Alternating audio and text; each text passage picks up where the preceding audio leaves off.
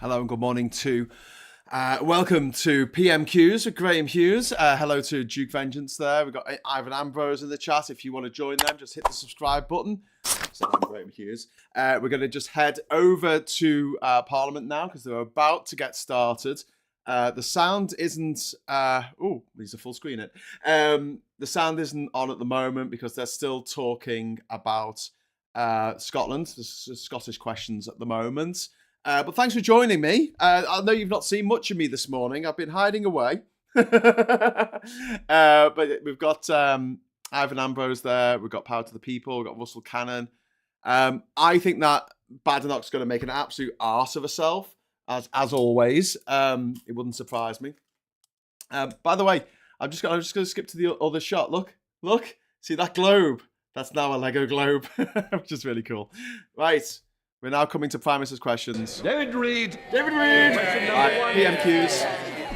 So the Prime Minister is asked to list his Thank you, Mr. Speaker. What he's up to today. What are you up to? The senseless, barbaric murder of 3 young girls in Southport was devastating.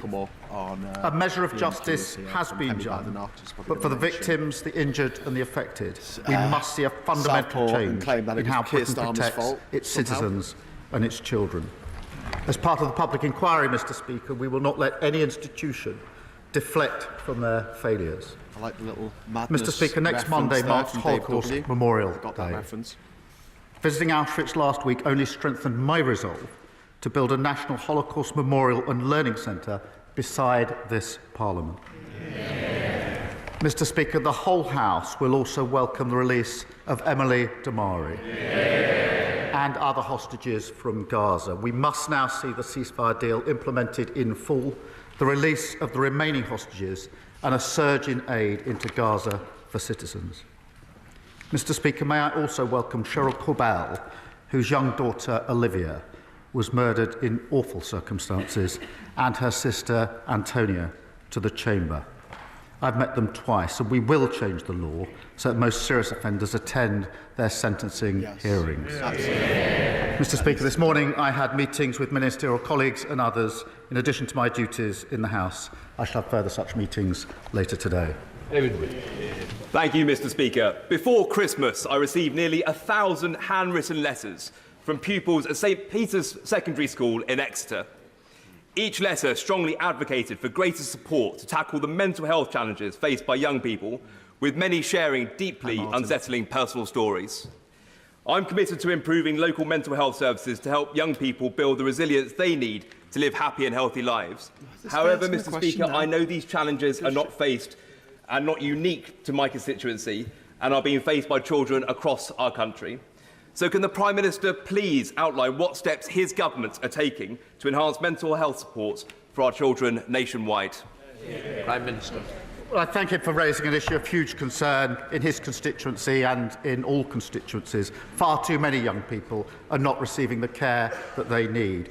So we will provide access to specialist mental health professionals in every school, recruit an additional 8,500 staff to deal with children and adult mental health services, and roll out our Young Future hubs in every community. Thank you, Mr. Speaker. Marcus Campbell-Savers. Thank you, Mr. Speaker. My right honourable friend will understand the importance of farming to the economy of my constituency in Penrith and Solway and Cumbria as a whole. With recent reports of foot and mouth outbreaks in Germany and concerns being expressed over transmission to the United Kingdom, would the Prime Minister assure this House that all government departments are on high alert and vigilant in monitoring the situation, particularly at places of entry, including airports where meat import controls can be lax? We must avoid the disaster that this would bring to UK farming. Prime Minister. Thank him for his question. We will do whatever it takes, Mr. Speaker, to protect farmers from the risk posed by foot and mouth. And that's why we acted swiftly to ban the imports of cattle, pigs and sheep and their products from Germany to protect farmers. We will not hesitate, Mr. Speaker, to restrict imports from additional countries if the disease spreads. We will keep the situation under close and careful review. It is the opposition, Kemi Badenoch. Oh, God, not her. Mr. Speaker, can I take this opportunity to welcome the release of hostages, including Emily Demari, from barbaric captivity? Mention how much you love the rapist, racist I also Trump. know that the thoughts of many will be with the victims of the Southport killings. There are important questions to answer, and I will return to those after the case is concluded. Political capital Between 2009 and 2022, the OECD found children in England rose up global league tables in maths, reading and science. Conservative government action means English schools now top the Western world at maths and reading. The Prime Minister's Schools Bill, which is being voted on in committee this week, reverses the improvements that made this happen. This bill... Well, I didn't expect to go for is an education, but act there you go. of vandalism. It is wrecking a glad that she cross-party didn't use the consensus that Southport lasted for stabbings as an decades. excuse to score Why some does the political Prime points? Minister think that so many school Credit where leaders credit's are due, I criticising suppose. this bill? Prime Minister. Mr. Speaker, it was Labour that introduced academies in the first place to drive up standards. Academies are here to stay and will continue to drive up standards. That's what the bill is about. But also in that bill are important provisions for protecting children, including a provision to stop abusers taking children out of school, a unique identifier to ensure the whereabouts of all children are known. What did the Leader of the Opposition do? She instructed all of them to vote against those measures. He didn't even bother voting on that bill, Mr. Speaker. And he talks about safeguarding measures. That's not what the issue is. It's about the reforms that he is changing. We have an example of where these reforms were not introduced. Wales, which has been under Labour control for 2 decades. Welsh educational outcomes have tumbled down international league tables. Poor children in England now do better than wealthier children in Wales. This bill denies children the guarantee that their failing schools will be turned into a better academy. It is an attack on excellence. It is an attack on higher standards. It is an attack on aspiration. This bill is the worst of socialism, Mr. Speaker. You destroy my aspiration. Deprive children, Isn't it deprive children in England who will pay the price? Private school, posh out, talk about aspiration. As I said, we introduced academies, we're committed to them, we're driving standards up. But this bill is important because it also sets up breakfast clubs for the very children that she claims to champion. It limits the expense of school uniform and it puts in place vital protections for children. She has to answer the question, why did she instruct all of them to vote against child protection measures? Go on, explain that. Well, you didn't. Mr. Speaker, the Prime Minister thinks that he can distract people from what is wrong with this bill. This is not about breakfast clubs and school uniforms. Teachers and parents will be horrified at just how bad this bill is. Even his own MPs may not realise it, but the bill will cut teachers' pay. It cuts pay for 20,000 teachers. No, it doesn't. His education secretary says there is not a ceiling for pay. They're all shaking their heads. They clearly haven't read the bill. She hasn't read the bill either. Because Clause 45 means teachers' pay will be capped. Did the Prime Minister know that the bill as it stands will cut teachers' pay? Mr. Speaker, we do need flexibility in our schools. And if she'd hopped off social media for a while, she would have seen the amendment that was put down this morning to achieve that end. But she says this bill is not about child protection. We had a young child killed who was taken out of a school by an abuser. This bill closes that gap. That is urgently needed. We have children who have not gone back to school since COVID. This bill closes that gap. She can make her points on academies. We can debate academies, but to vote against the bill is a disgrace on all of them. Yes. This is nonsense, Mr. Speaker, and the amendment he's talking about does not address this issue. He raises academies. That's exactly what I'm talking about. Like every other parent, I believe all our children should have the best teachers. A apart from cutting their pay, apart from in private schools where you don't even have to have a teaching degree. The head of Year 11, Mr. Speaker, at Michaela, the head of Year 11 at Michaela, the most successful school in the country, came from the armed forces. The headmistress says that with Labour's new rules, she would never have been able to hire him. Those are the academy freedoms I'm talking about. This bill would have blocked that veteran from teaching. The bill implies that doctors are not sufficiently qualified to teach biology, that Olympic medalists can't teach PE. Why is the Prime Minister closing down routes into teaching when because we should be in normal opening state schools you need that qualification, but you don't need it in private schools and academies? She knows that's not right. No, it's not.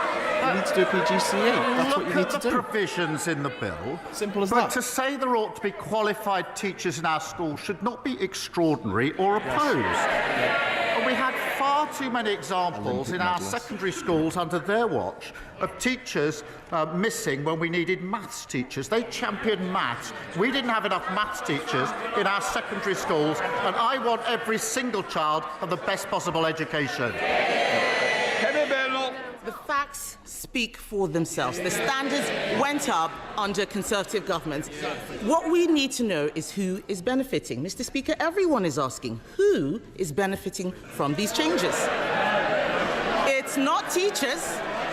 Their pay is being capped. All about education. It's not parents. Their choices are being restricted. Really weak line it's of definitely questioning. not children. Their outcomes will get worse. So who is benefiting? It's the trade unions. What? The National Education Union. How do you work that out? The National Education Union sent out a tick list proving that after a decade and a half, they are finally getting their way. Why is the Education Secretary allowing trade unions to run her department and ruin children's education? What are you even... Where'd she pull that out of her ass? Lindsay The bill Graham's not looking benefits at the children who need the nourishment of a breakfast club. The bill benefits the families that can't afford uniforms. The bill benefits the children who are currently out of school and nobody knows where they are.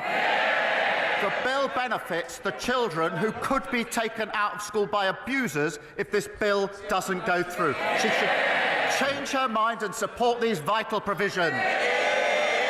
He's getting the chair behind him. The Prime Minister needs to Kemi get out Badenoch more tried and to do speak that to the other schools. week, and it failed I miserably. was at the Harris Academy just this month, and what are they saying? That this bill reverses 2 decades of progress, imposing Labour's new curriculum on every school, taxing the education of children with special needs, excluding talented outsiders. The closed shop is back. This is pure educational vandalism. And alongside these attacks, removing single-word Ofsted judgments so parents cannot see the standards slipping. It is the same old Labour. Bad outcomes for all children, excellence for none. Mr. Speaker, I know what it's like to go to a school which didn't care about standards. This is a tragedy in the making. The key changes in this bill were not in their election manifesto. Isn't that because he knew parents and teachers would reject them? Parents and teachers know we introduced academies. Parents and teachers know we're driving by standards. We're committed to them. They're part of the future. We will continue to focus on standards. And she talks about special needs. She's got a nerve. I don't know. And they know it. Remember, they have asked me questions, these Prime Minister's questions, about the appalling situation of special needs under their watch. We're going to fix that mess like we're fixing every other mess. That was an abysmal showing. All 6 questions. Parents should feel confident that when their child is sick, they can take them to their local hospital to be treated as soon as possible. But last year, when my son was having difficulty breathing, like many parents, I couldn't take him to the Alexandra Hospital in Redditch, as paediatric services were temporarily closed in 2016 and have never been reinstated.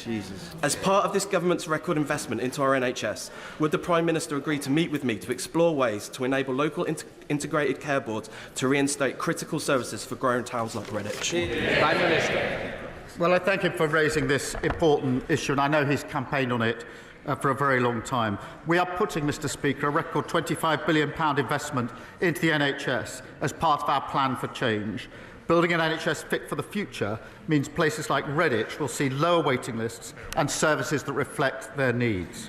Whilst, Mr Speaker, responsibility over service rests with the appropriate NHS Commissioner, I will ensure that he gets a meeting with the relevant Minister to discuss the issues. Leader of the Liberal Democrats, Sir Ed Davey.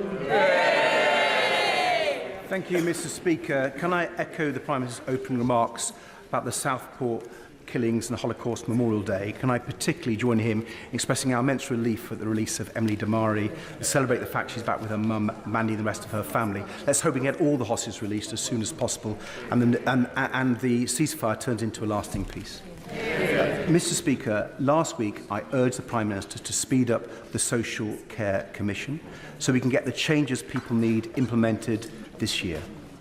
The very next day, it was announced that the chair of the Social Care Commission was also going to chair another important inquiry into grooming gangs. So the Prime Minister says that the job of chairing the Social Care Commission is so enormous that it's not possible to complete it within 3 years. Yet he also says that the chair of that commission, Baroness Casey, has got enough free time over the next few months to chair another inquiry. Very good point. Can the Prime Minister explain how both these things can be true? Mr Speaker, Baroness Casey is well placed to conduct the audit into grooming gangs, given her hard-hitting report on exploitation in Rotherham. It does not, he raises the issue, it does not affect her work on the Independent Commission on Adult Social Care, which begins in April. But as he knows, that report, the first part of that report will report next year, so we can deliver recommendations as we receive them. And he knows that already we're introducing fair pay agreements, providing more money for the social care funding and putting up the allowance. So we're already taking steps. There'll be a two-part report. We will act on the recommendations as they arrive, but this needs to be done properly. Sir Ed Davey. I still don't think the Prime Minister is making social care reform the priority that it needs. It's urgent. It's going to keep coming back to this and holding to account. But, Mr Speaker, turning now to the United States, can the Prime Minister guarantee that he will not sell out Britain's fantastic farmers to Donald Trump in a trade deal that undermines our high food and animal welfare standards in the way that the Conservatives sold them out in the Australia and New Zealand deals? Prime Minister. Mr Speaker, we will work with the US, we will work with other countries, but we will never lower our standards. Durham Puffy. Mr Speaker, thousands of my constituents across Southampton Itchen have had to put up with years of misery because of unsafe fire protection in their own homes, developers dragging their feet and leaseholders having to foot the bill for mistakes they didn't make. Does the Prime Minister agree that enough is enough and it's time for developers to make all homes safe? And will he reassure leaseholders who bought their homes in good faith that this government has their back? Prime Minister. I thank him for raising this really important issue. Too many buildings are still unsafe and the speed of delivery has been far too slow. Our action plan sets out measures to identify buildings at risk and fix them faster. And my message, Mr Speaker, is clear. The funding is there to fix this and there's no excuse not to deliver for residents. Thank you, Mr Speaker. Expanding London's airports and building a third runway at Heathrow would be incredibly irresponsible in the midst of a climate emergency, flying in the face of the Climate Change Committee's advice. The Prime Minister clearly knows this because he and 7 Cabinet colleagues voted against a third runway at Heathrow in 2018. So can the Prime Minister confirm what is his position now? Prime Minister. Mr Speaker, I'm not going to comment on speculation. He knows that we are, as a government, we are committed to growth, we're committed to the aviation sector and to our climate obligations. But I'm not going to take lectures from those who talk about climate change but oppose vital renewable infrastructure in their own constituency. Going to take lectures. Solar farms. Thank you, Mr Speaker. In Swindon North, we have the Panatoni Park development. It is one of the largest employment developments in Europe. It's got massive potential for growth. Will the Prime Minister join me in acknowledging the site for boosting economic growth in not only my region but the country, and will he come and visit it with me? Thank you. Thanks very much for the super chat, Andrew Pagan. At the heart of our plan for change is growth, Mr. Speaker, to fund our public services, create good jobs and raise living standards across the country. The land He's of the immigrants. To champion one of the largest brownfield sites in the UK, which could create over 11,000 jobs on site and add £1.2 billion to the economy. It underlines the importance of this government bringing economic stability, creating the National Wealth Fund and driving up growth. Luke Taylor. Thank you, Mr. Speaker. Recently, the Prime Minister visited Epsom Hospital, where he committed to not just paper over the cracks in the NHS after years of Conservative lies. Yet on Monday, his government confirmed that our St Helier Hospital will develop these wounds and the hospital will crumble. Mr. Speaker, St Helier Hospital will not survive the delay this has introduced. People will die and NHS staff will break. So I ask the Prime Minister, will he apologise to my constituents as they wait years for a new hospital building? And will he visit the hospital with me to witness firsthand the dire situation our residents face? Prime Minister. Well, Mr. Speaker, he's right to raise the concerns of his constituents, and I'm not surprised that they're frustrated or even angry at the lack of delivery under the previous government. Delivery. There was I've got no delivery. I've got a delivering. Mr. Speaker, they shut. Let me read the Infrastructure and Projects Authority's verdict on what we inherited. This is their words. There are major issues. Prime Minister. Mr. Phil, I expect better from the front bench, and I'm sure you're going to show better, Prime Minister. I think he was Liz Truss's right-hand man, so we wouldn't expect anything else. The verdict on the plan that he is talking about was this. Major issues, this is their record, they should be chuckling, major issues on the definition, the schedule, the budget, the quality and the delivery. It was a fiction, always was. Joe Platt. Smashed it. Thank you, Mr. Speaker. Alongside Greater Manchester MPs, I recently met constituents who shared distressing accounts of malpractice by a spinal surgeon affecting many across the region. They have formed an injured staff and patient group, but despite a review, they feel justice hasn't been served and the Hospital Trust is yet to conduct a full patient recall. Will the Prime Minister arrange a meeting with the group and the relevant minister to help them get the justice that they deserve? Well, I thank her for raising this awful case, and the stories and accounts that she puts forward are heartbreaking and deeply concerning, and I will make sure that she and the group receive a meeting with the relevant health minister at the earliest opportunity. Sir Bernard Jenkins. When it comes to his budget, which raised taxes, raised borrowing and raised public spending as a strategy for economic growth, when is the Prime Minister going to accept the words of the Labour Prime Minister in the 1970s, who explained to a Labour conference that in all candour that option no longer exists, and that the only way to obtain sustained economic growth will be by cutting taxes and cutting regulation? Piss off, you old twat. Prime Minister. He must have missed recent reports. The ONS has just said that we've got the highest investment for 19 years. The PwC have just said that this is the second best place to invest in the world. The IMF have just upgraded growth, now saying we're predicted to be the fastest growing major European economy. Wages are up and inflation is down. That's after just 6 months. What's that egg all over your face? Speaker, Kettering General Hospital is where I was born and cared for as a premature baby. But after 14 years of the Conservatives underfunding the NHS, that same maternity ward is partially closed because of RAC. And after giving birth, mothers are transported outside through the car park to receive postnatal care. So will the Prime Minister visit Kettering General to discuss how we can support services like the maternity ward and while we await our rebuild? Prime Minister. Well, she's been a determined champion of Kettering General Hospital, and rightly so. And there are deep anger about the delay to the works because of the failure to have a plan on the party opposite. Yes. But while we implement our affordable and deliverable plan to build a new hospital, I can reassure her, Mr. Speaker, that the RAC identified at Kettering General is being mitigated and replaced through the National RAC programme. Mike Martin. Thank you, Mr. Speaker. Before Christmas, Lord Robertson, who's leading the Strategic Defence Review, came before the Defence Select Committee and told us that he couldn't guarantee that the strategic outcomes from the review would be fully funded. Recently, we've also heard in media reports that the review might be delayed until the autumn, so that's a delay of 6 months.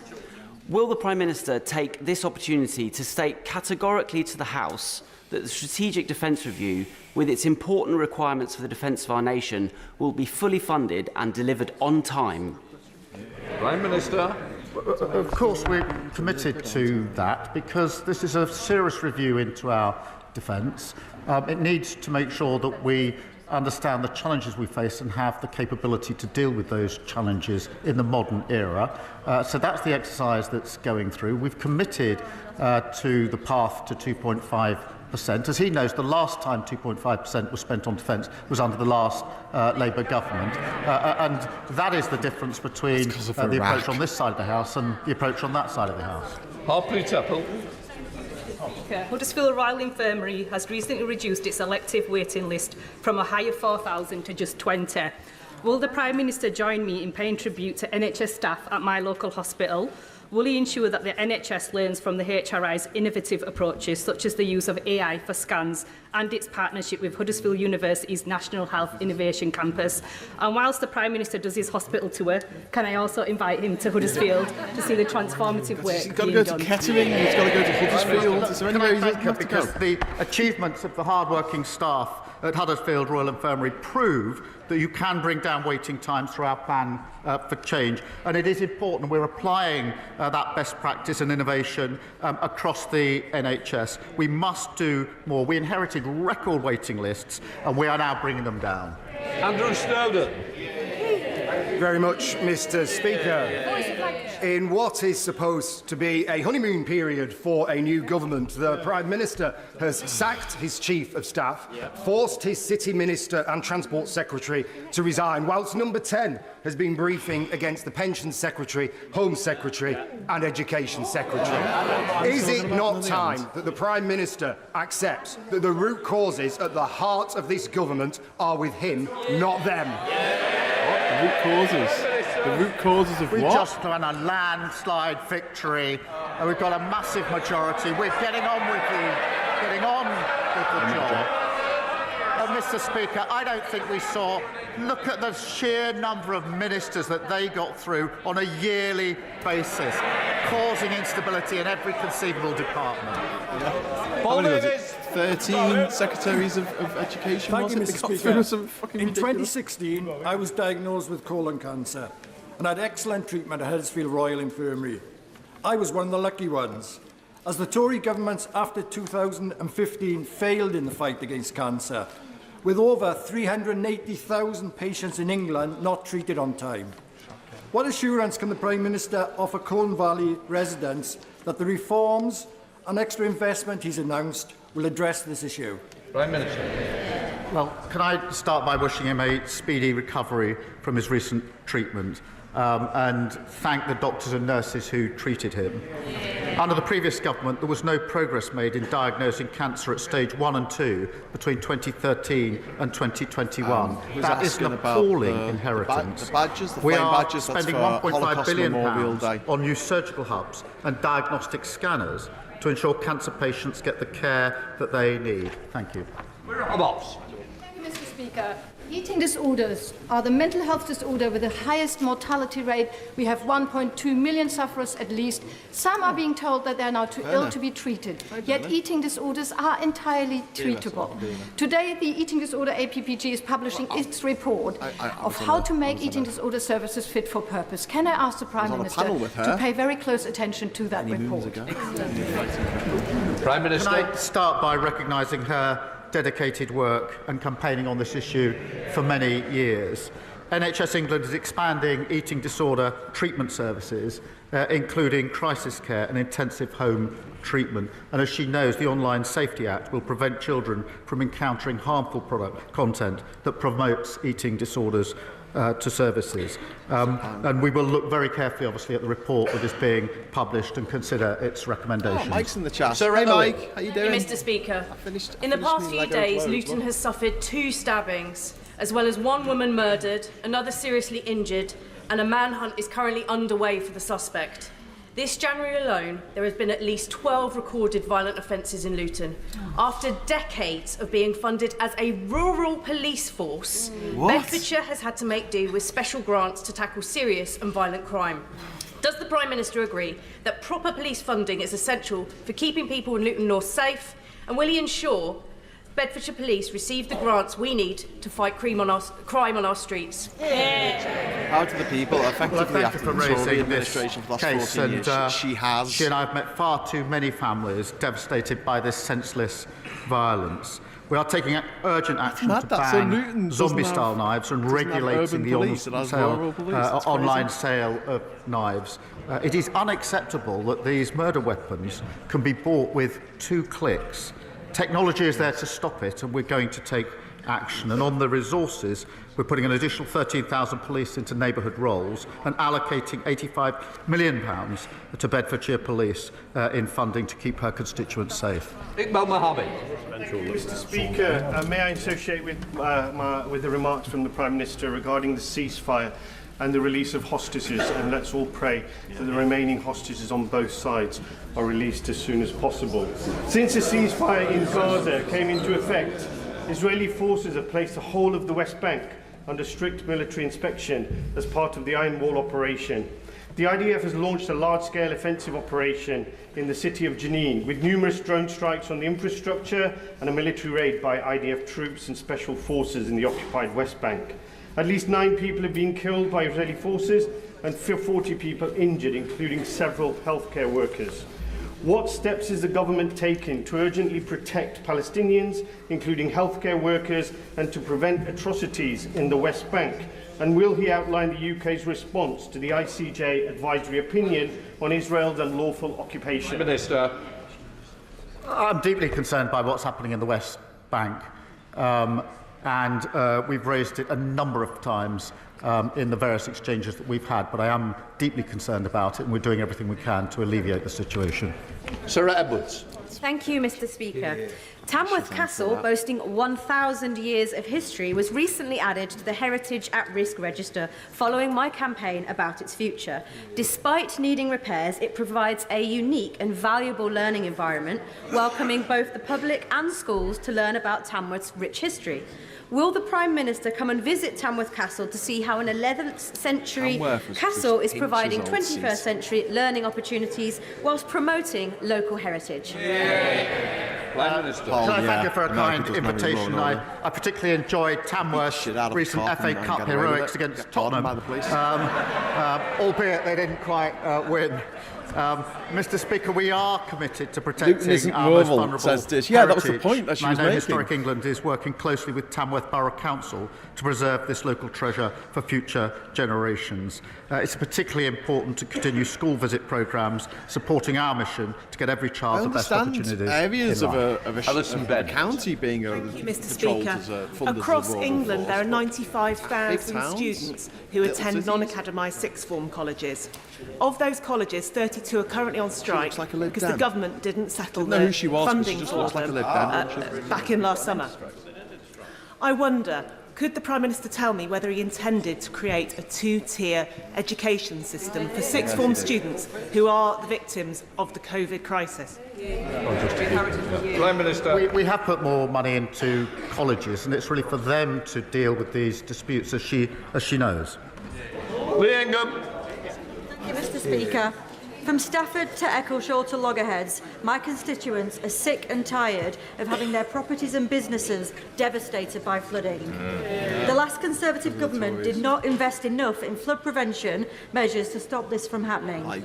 Can the Prime Minister assure me and my constituents that he will prioritise flood prevention investment before the homes and businesses on Sandon Road in Stafford disappear completely into Sandyford Brook? Prime Minister. Well, my sympathies go to her constituents. Far too many are experiencing terrible flooding. I visited there last year and met them, and they talked me through the misery of their experience.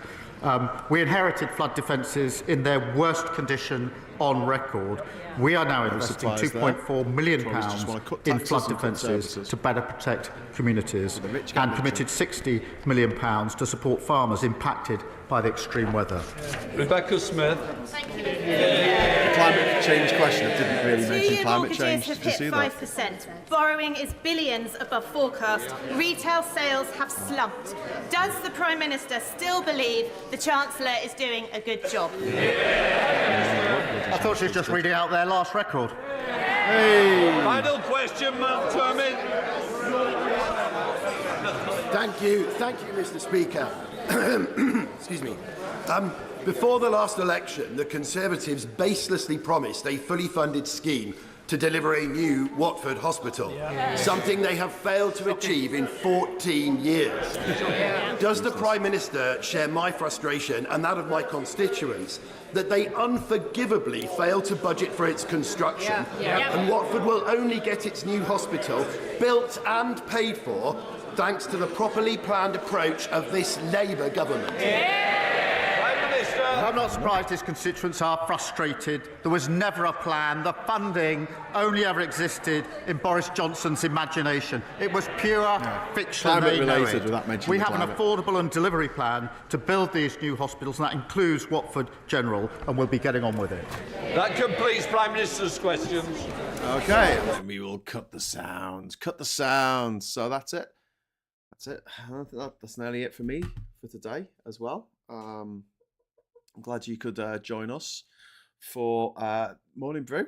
A bit of a fiery morning brew this morning. I'm a bit pissed off about the way things are going in all our lives at the moment. And then, we had the quick build with me where we built the Lego globe, which is now over my shoulder. The Lego globe on the windowsill. That's where it will remain for the foreseeable. And we were supposed to get a new hospital, says Diz.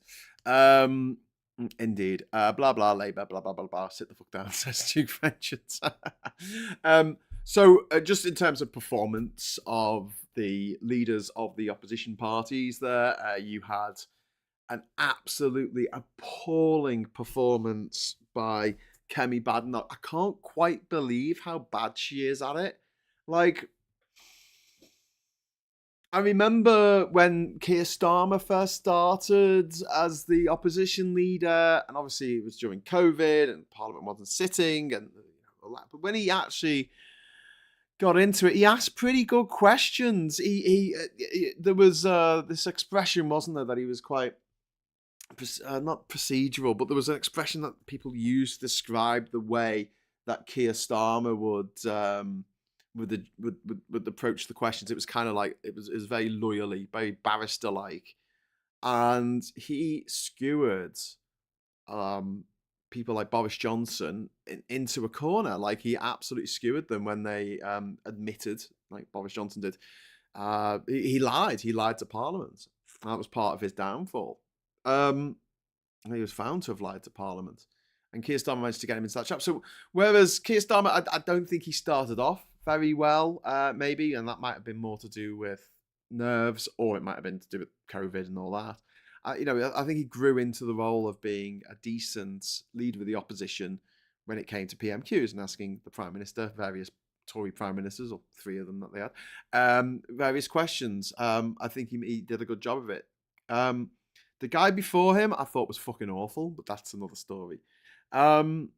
When it comes to Kemi Badenoch and her ability to ask decent questions, like, she's just absolutely awful at it. Like, to waste all 6 questions asking about education, and the particular bee in a bonnet that she seemed to have is the fact that the government are closed. So at the moment, private schools, right?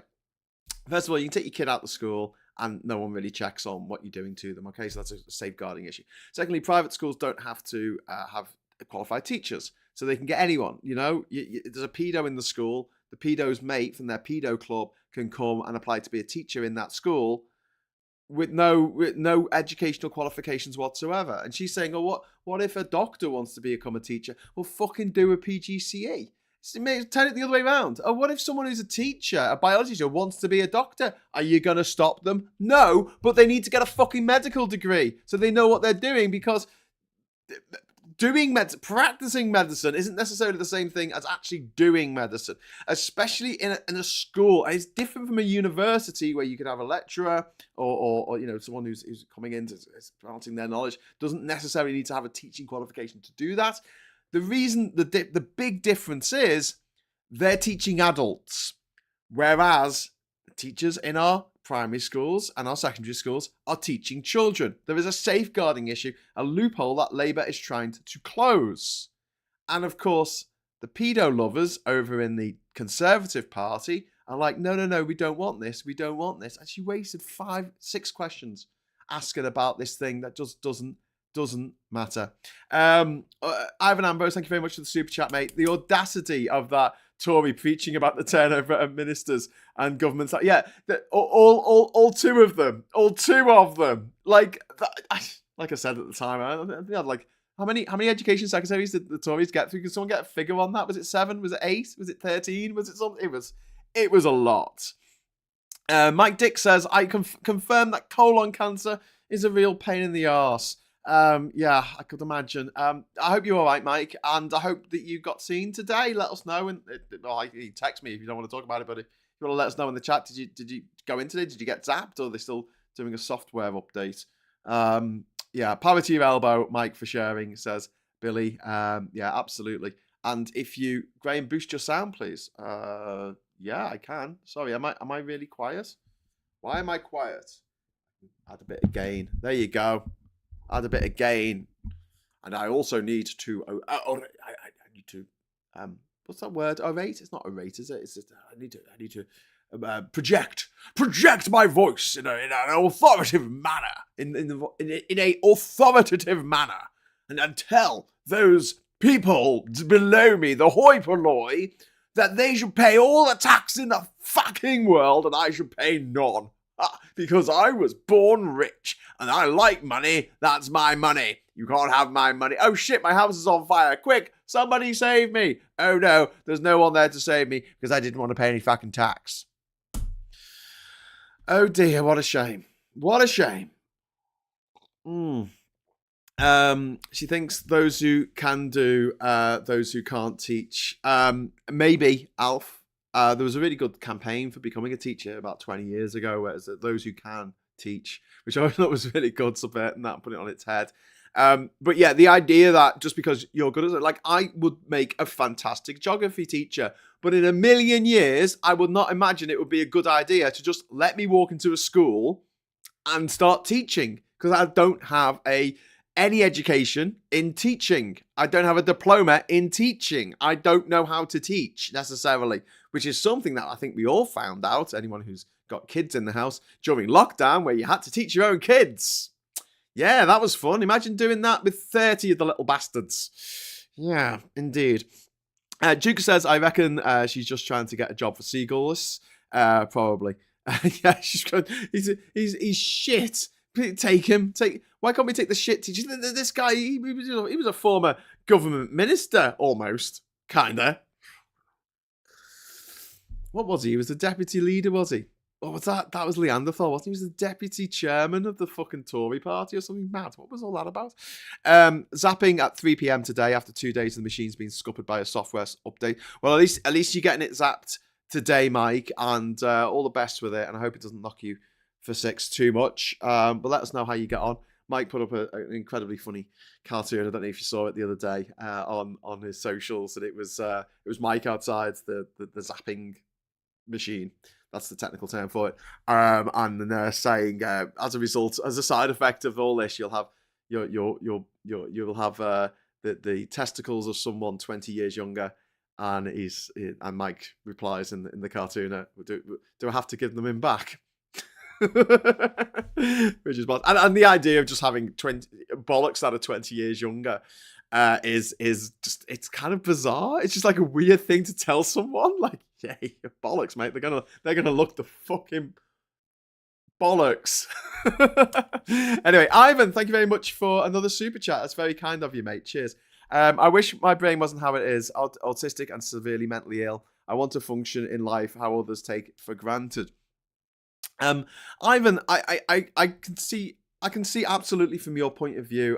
You have my deepest empathy in this situation, but I don't think it's for you to change. I don't think it's for you to have to make reasonable adjustments to the way you are, because that's very, very difficult. I think it's up to society to make reasonable adjustments for you and anyone else who's suffering from mental health problems, physical health problems. There are reasonable adjustments we can make to our society that don't just make things better for you and other people who are suffering from disabilities, but also make it better for the rest of us. And I'll give the example that I always give.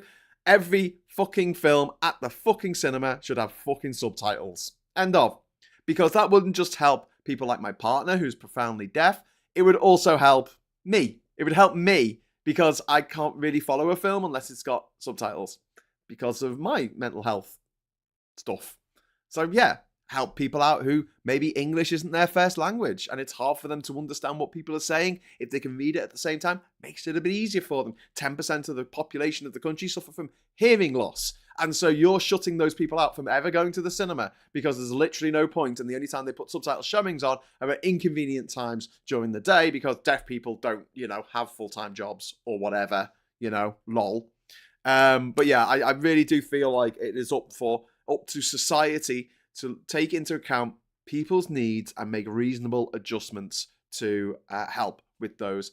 And the more we talk about this, the more we understand different health complaints, different mental health complaints, different physical health complaints, the more we can do to help. Because I genuinely believe that you put in a disabled ramp, it doesn't just help the disabled. It also helps people who are pushing pushchairs. It also helps people who are pulling luggage with them. It helps other people as well.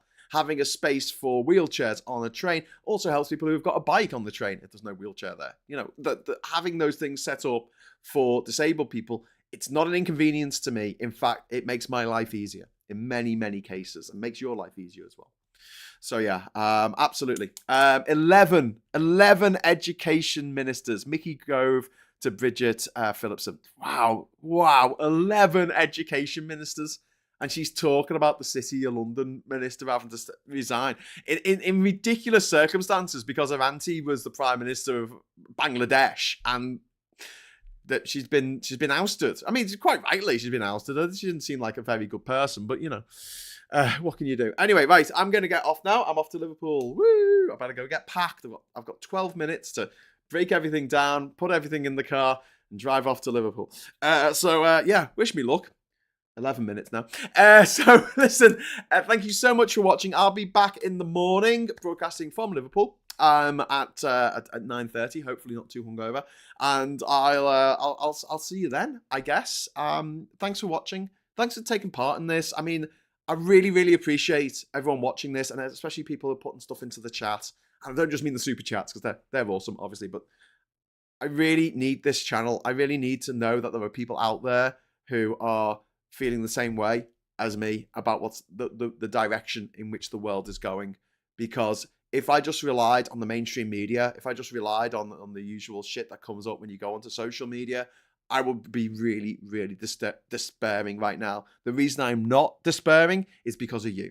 It's because you're watching this and going, yeah, we could be building a better world. Instead, we're giving the most powerful position in the world that exists to a fucking criminal, to a fucking rapist who's just sacked thousands of people in America for being black. He's just literally done that today. He's sacked them for being black, while suspended them on full pay. And he's going to sack them because they're black. Nice.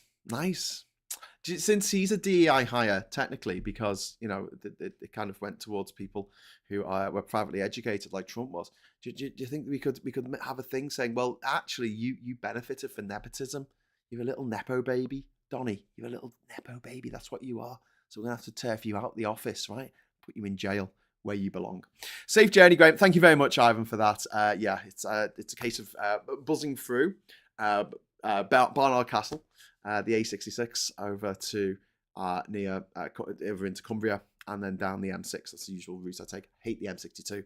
I try and avoid that as much as possible, especially the bit where it goes past Leeds and the bit where it goes past Manchester. Yikes.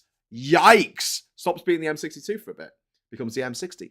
I'm going to go full partridge now, and I really do believe that the stretch of the M62 from Manchester to Liverpool, or Liverpool to Manchester, depending on which way you're looking, I think that should be renamed the M52, because that's what it was originally supposed to be called, and it's a separate motorway from the 62, which stops when it hits the M60, because that's kind of, it used to be one motorway, and then it got split in two.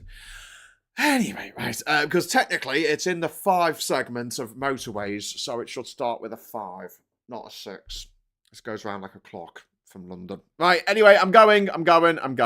See you later. Thanks so much for watching. Thanks for the chats. Thanks for the super chats. And until next time, I'll say hello, good evening, welcome, and